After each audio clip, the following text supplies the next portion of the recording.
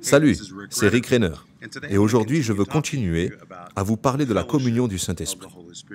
Il en est question dans 2 Corinthiens chapitre 13, verset 13, où Paul dit que la grâce du Seigneur Jésus-Christ, l'amour de Dieu et la communion du Saint-Esprit soient avec vous tous. Le mot communion traduit le mot grec koinonia.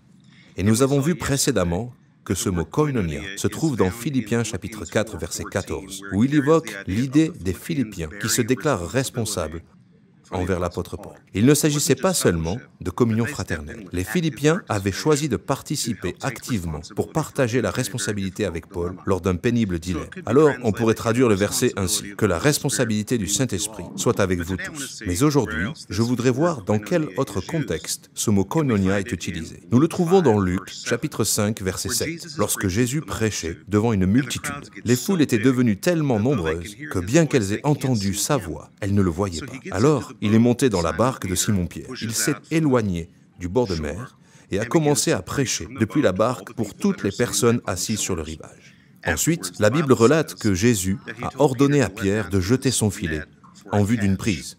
D'ailleurs, cette histoire est un exemple formidable de la loi des semailles et de la récolte, parce que Simon a semé son bateau à Jésus. Et Jésus lui a tout de suite rendu une récolte sur sa semence. Il a obtenu une moisson de poissons, tant de poissons, en effet, que la Bible nous dit en Luc, chapitre 5, verset 7, que Pierre a dû faire appel à ses associés dans les autres bateaux. Ce mot « associé » a pour racine le mot « koinonia ».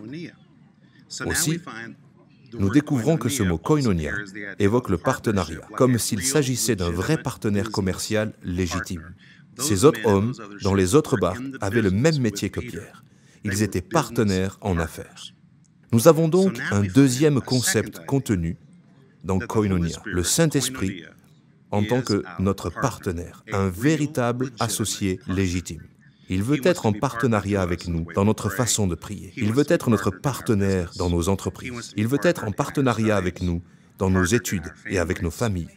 Alors, on pourrait traduire le verset « que la responsabilité du Saint-Esprit soit avec vous tous » ou bien « que le partenariat du Saint-Esprit soit avec vous tous ». Faites de lui votre partenaire dès aujourd'hui. De quoi méditer, assurément.